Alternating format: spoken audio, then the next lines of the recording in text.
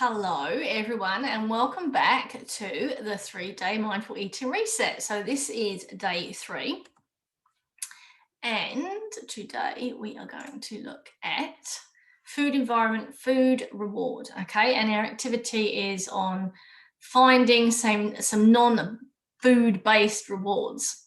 So, let me talk about food reward, or in fact, this is food reward, and then we're going to kind of move into food environment, but then we're going to come back to non-food based rewards, if that makes sense. So, food reward, I want to tell you about the way our body works, because we are physiologically designed to get reward from food, which makes it really challenging. So our brains are hardwired to seek out calories. It's an evolutionary trait, and in our brain we have this reward system, and it's basically ensured our species survival. So things like food, water, and sex, they all activate this reward system.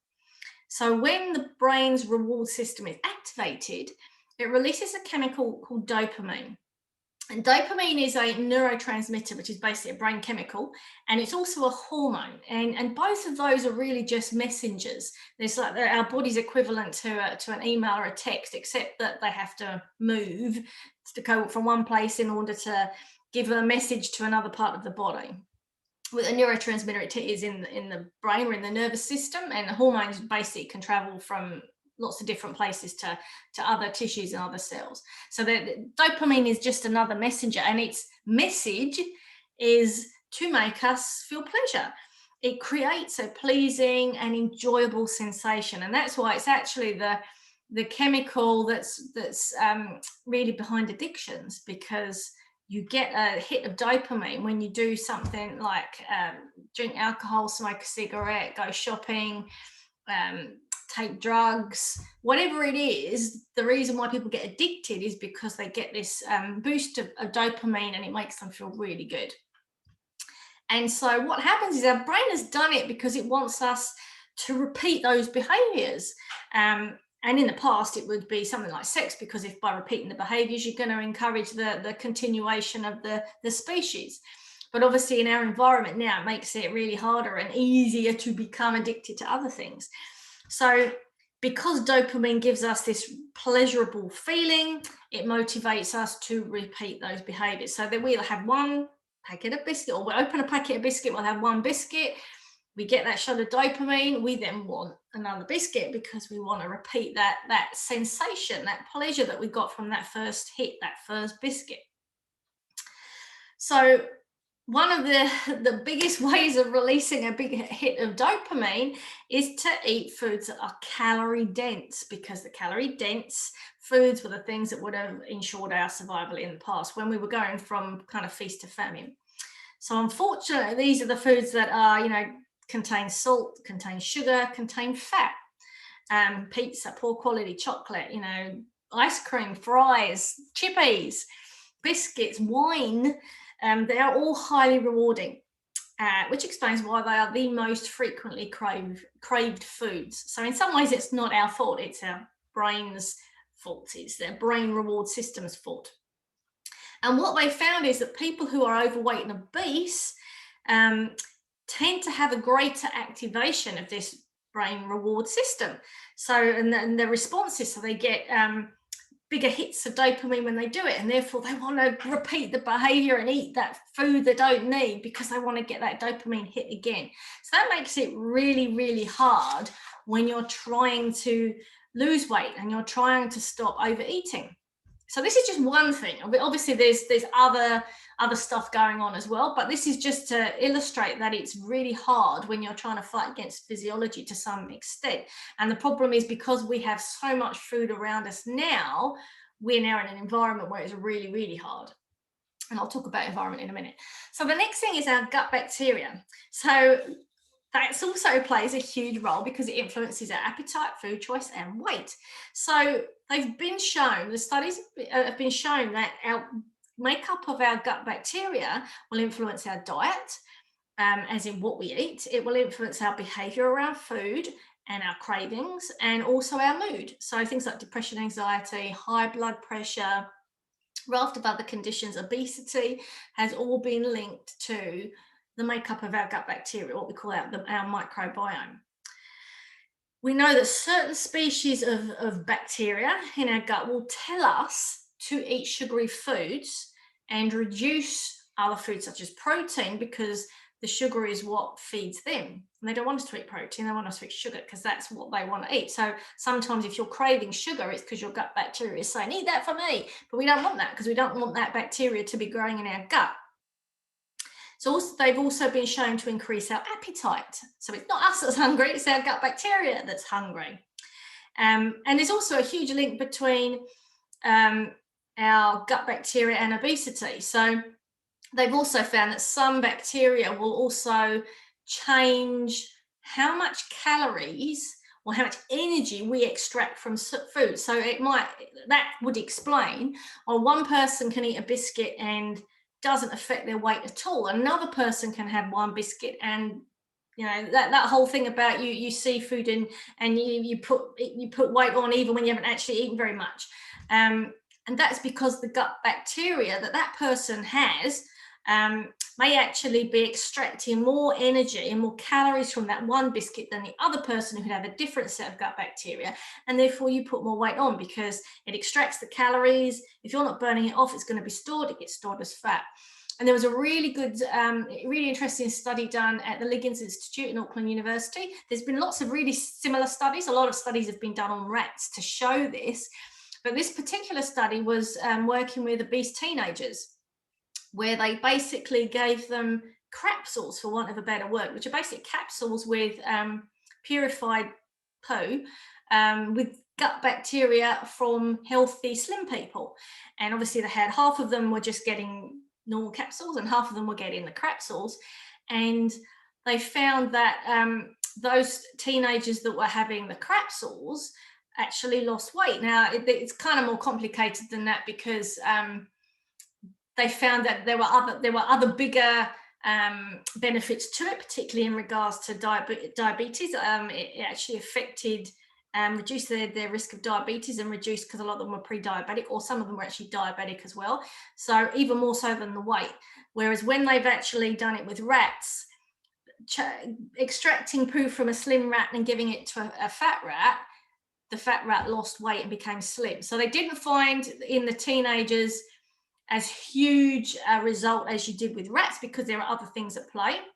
So there's going to be more studies done from that, but it shows that the gut bacteria will actually make a huge difference to our health in terms of diabetes and also obesity, because of the way that it can extract calories from foods, and they can also affect how our blood sugar works. So our gut bacteria, we're just really at the starting point of really learning about what our gut bacteria does and doesn't do in regards to our health. So looking after your gut is hugely important if you want to manage cravings, and also if you want to prevent mood disorders and things like obesity and diabetes as well. It's really important. So we've known for decades that what we eat can change the balance of microbes in our diet.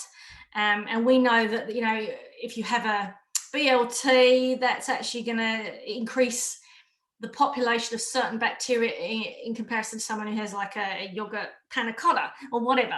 So what we eat will either increase certain bacteria and diminish others. So it's really important. And so as their numbers change, and we talk about good and bad bacteria, it's not always as easy as that, because Lactobacillus acidophilus, which you get in yogurt, that's considered a good bacteria. But if you have too much, then it becomes a bad bacteria. So it's not all about good and bad. It's really about numbers, and it's about variety. You want a huge variety, and you also want to make sure that they're all at a certain level, because a good bacteria at a high amount is not going to be a good bacteria, if that makes sense. So they know that as the numbers of the gut bacteria change in our gut, they secrete different substances that then activates different genes, and those then will influence what nutrients we absorb when we eat our food. And we know that plant-based type foods, whole grains, fiber-rich foods tend to be better for our gut bacteria, whereas things like sugar and saturated fat, particularly the poor quality type of saturated fat, which is what you get in biscuits and muffins, is not so good for us. So we have to be careful with the amount of saturated fat we have. So that's not saying that coconut oil and butters are not great. I love it, but we just have to make sure that we're not having so much that it can actually affect our gut bacteria. And the type of saturated fat that we have makes a huge difference as well. So our gut health will absolutely influence what food we eat and how we behave around food and cravings. So that's something we have to bear in mind. So there is a handout that I'm going to put up that will give you some ideas of the type of foods that are really good for our gut bacteria. And there's lots of different types. Some of them are different types of fiber. Some of them, like resistant starch, actually just goes straight through us, but the gut bacteria love it. And what's really important is that when the gut bacteria eat these foods, they actually secrete substances. Butyric acid is an example that actually is really important for the health of our gut lining.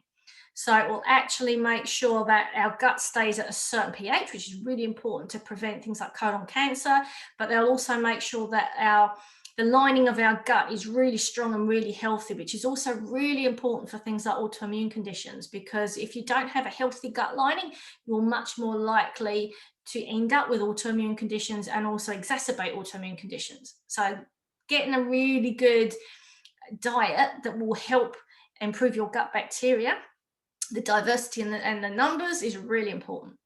And that's kind of going off just a little bit.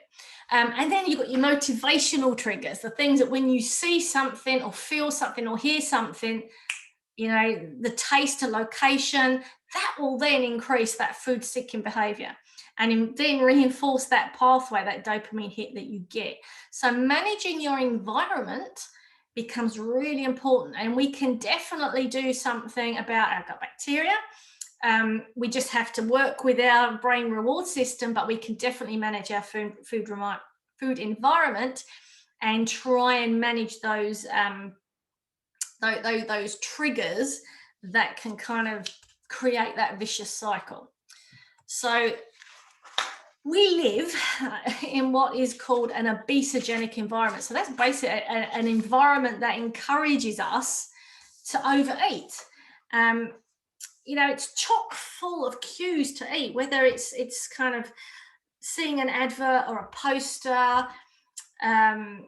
It's a pain in the neck, and there was really good study done through Auckland University and a couple of others where they, even with children, they actually had kids wearing little cameras, and they were showing that when children walked to school, 15-minute journey, they were bombarded with, I can't remember how many, but it was something like 30 to 50 adverts for fast food within like a kilometre away from school. So we're bombarded with information that says, eat this food, eat this food, eat this food. When you're coming home from work and you go past KFC, they pump out the smells of KFC so that you smell it, and then you salivate, and then you think, oh, I'm really hungry, I'm going to go and get food. So it's really hard to fight that.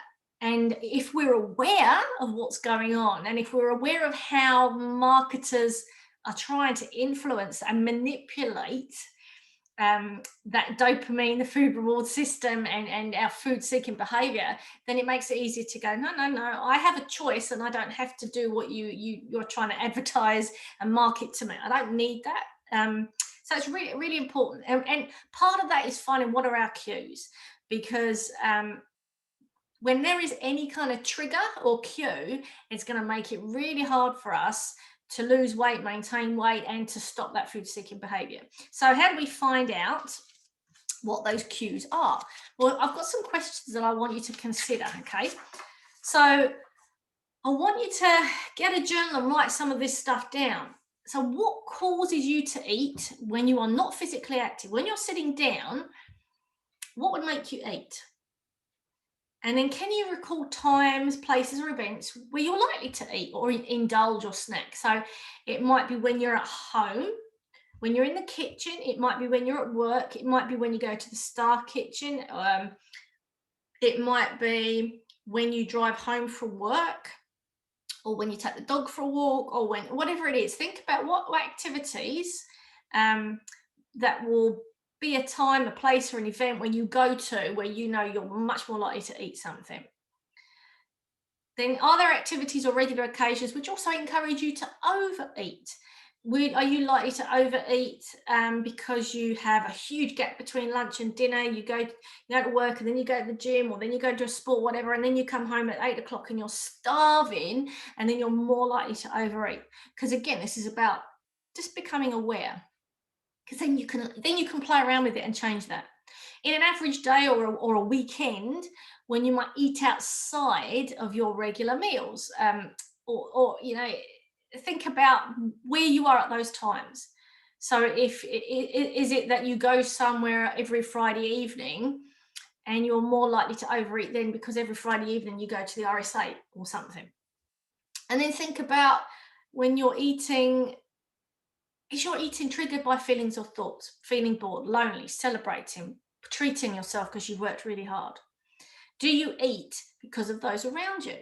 Because colleagues always have chocolate on their desk. I know where I used to work, I'm ashamed to admit I was the person that always had chocolate, because it was quite a stressful job, and I had a desk full of chocolate that I would eat, that other people would come and eat, that sometimes we had meetings where I used to get all the chocolate out, and I was always known as the person that had the chocolate, which is terrible, really.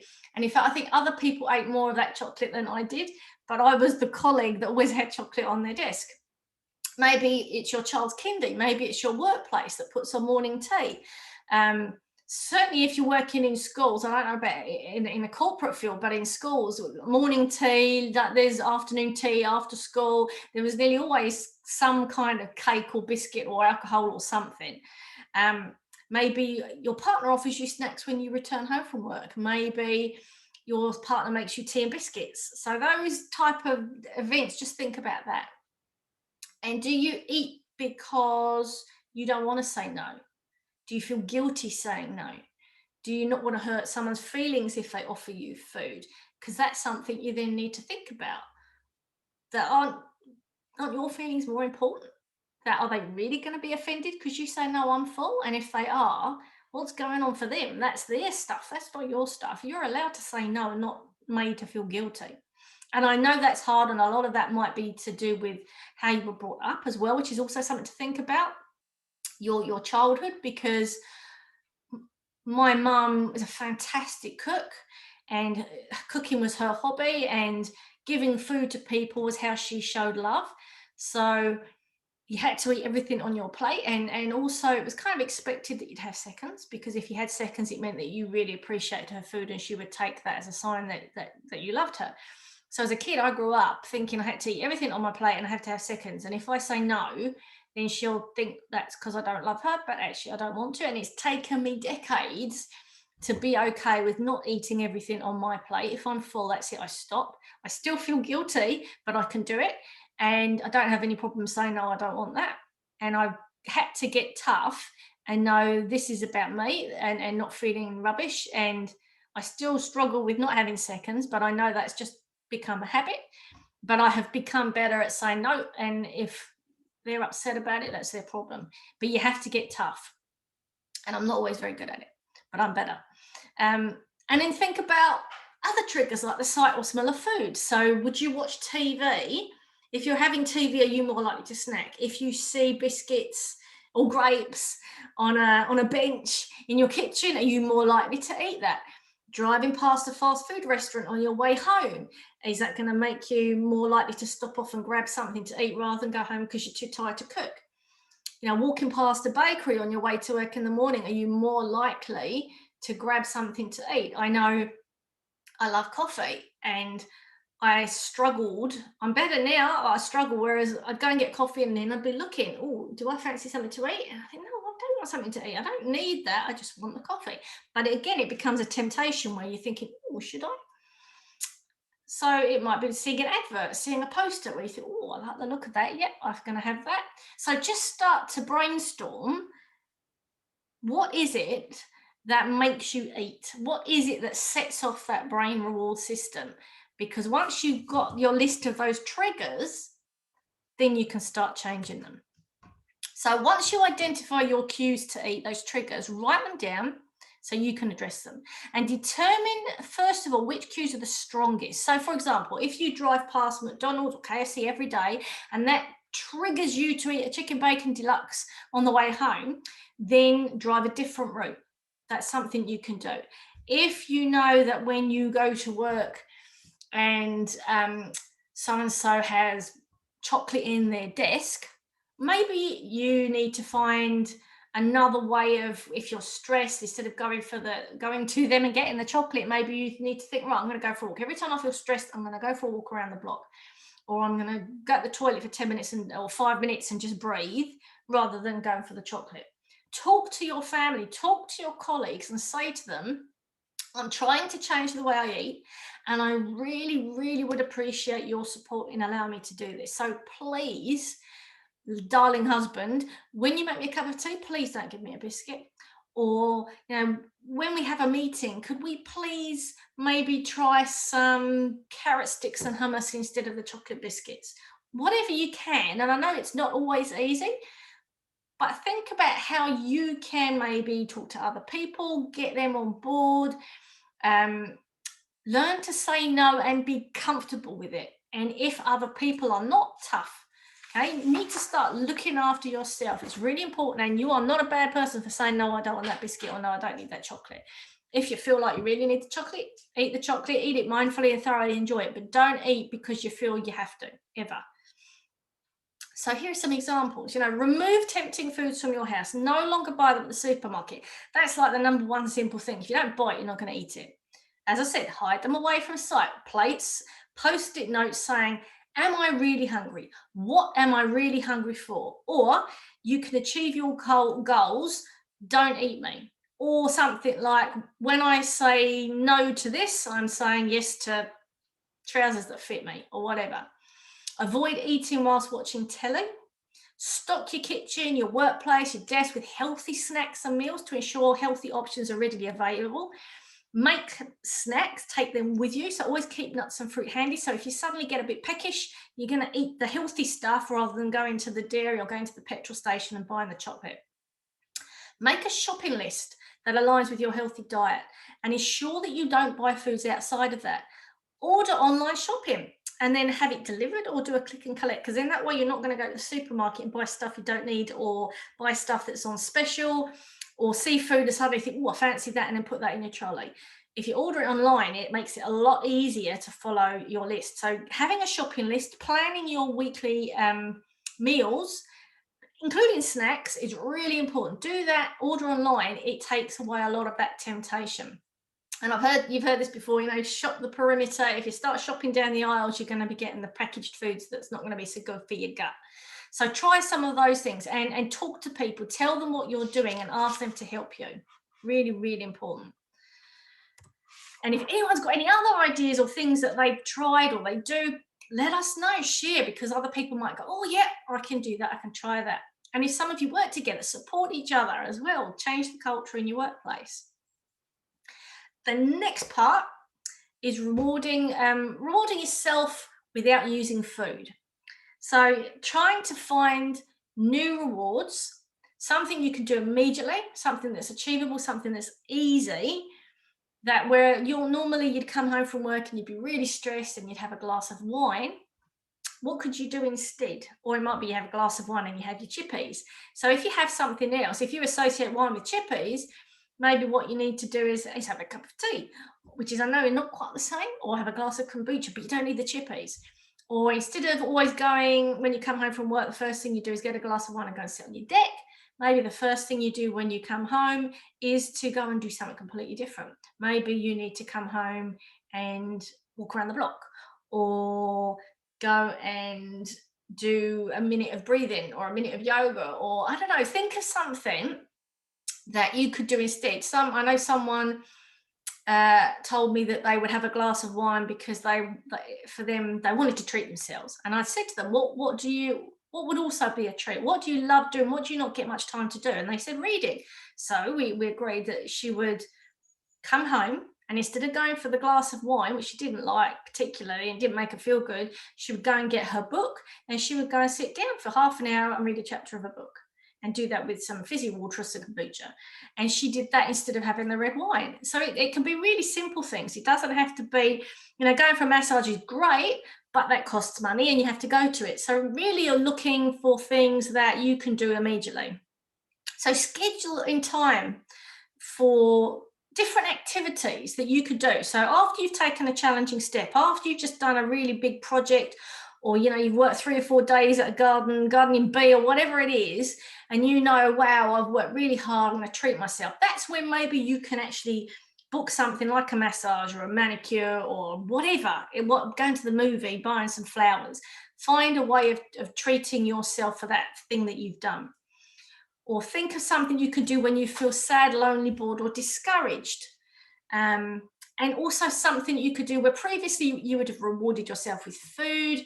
So rather than giving yourself dessert after dinner, maybe have a long bath with some beautiful aromatherapy, essential oils, or some candles, or some beautiful music, or listen to a podcast and go and have a beautiful bath instead of having pudding.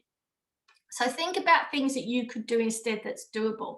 So it might be having a beautiful long bath. It might be watching a movie, or reading a book, or buying yourself some flowers, or maybe spending half an hour doing some weeding or some gardening, or sowing some seeds, or doing something like that. Putting time aside to listen to some music that you want to listen to, or a podcast. The massage, the pedicure, whatever, a foot spa. Get yourself, if you don't have a foot spa, get yourself a little bucket of water and some essential oils, and have a little foot bath and massage your own feet, which you can easily do. It might be going to a show. It might be going to the library and choosing a brand new book, something you've never read before, something that might be out of your comfort zone. Go and do that. It's a little bit different, and that will be exciting for you. Join a community class and start doing, have a new hobby that you might take up. Doing some colouring in. I tell you, colouring in mandalas, even though it's kind of the stuff that we did as kids, it's hugely relaxing, and our body loves that. So if that's something you're really visual, try colouring in if you've never done it before as an adult. If you like colouring in as a kid, go and find a colouring book for adults, and I'll tell you something, it can be really, really calming for a lot of people. Watch a YouTube clip of someone that's really funny, like Michael McIntyre or Peter Sellers. Sometimes I love, there's a comedian called Dave Allen, who's an Irish comedian who was funny in the 70s. And sometimes if I'm feeling sad or lonely or grumpy or miserable, I'll watch a couple of clips of Peter Sellers or Michael McIntyre or Dave Allen, and it makes me laugh. It's a very short YouTube clip, and then I feel really good afterwards. Sometimes that's all you need. Listen to some 1980s music and have a boogie to Queen or whatever. I don't know, whoever you like. Listen to some music from you when you're a teenager, and have a dance and have some fun. Go for a walk around the block. Take your dog out for a walk. Whatever it takes, start to write down, brainstorm everything that you would consider to be a treat. And obviously what I consider to be a treat might not be yours. And then think about what's doable straight away, what's doable maybe to book in a week's time if you know you're going to be really busy and something's coming up. What can you do to treat yourself at the end? And what can you do every day instead of having that pudding or that chocolate or that biscuit or that glass of wine? What could you do instead that would make you feel like you just rewarded yourself, that you've treated yourself, that would break the boredom, that would cheer you up if you felt sad? And just start to brainstorm that. So your tasks would be: identify all those triggers and all those cues that make you eat food you don't really want, that are responsible for that emotional eating, whether it's the not being able to say no out of habit, or because you're sad, upset, because you happen to go past a baker's and you see food and you think, oh, I need to have that. All of those cues, write them all down, and then think of one cue that you can choose, that you can work on tweaking, removing, reframing, swapping for something else this week. Just pick one, but try and brainstorm as many as you can. And then think of 3 rewards that you can plan for. So maybe there's one thing that you could do today that's a treat for you, but also 3 things that you could plan for in the future that you would always, instead of having that glass of wine, what could you do instead? And see if you can make that a habit. And then I've given you a self-care checklist. So I want you to pick one thing from that. Pick one thing that you can do today, once a week, every weekend you do one thing on it, whatever. You can swap them around, you don't have to do that, but I want to know what one thing on there that you think, yep, I'm going to do that for myself. Because I really think it's time that we started taking care of ourselves and looking after ourselves. And we're always putting everybody else in front of us. It's our time, and it's okay to reward yourselves in other ways and to take care of yourself. It's really important. And to finish, here is another quote that I love: healthy living is a form of self care. Your body can do it. We just have to convince your mind. So I will leave you with that, and I will see you later. Take care.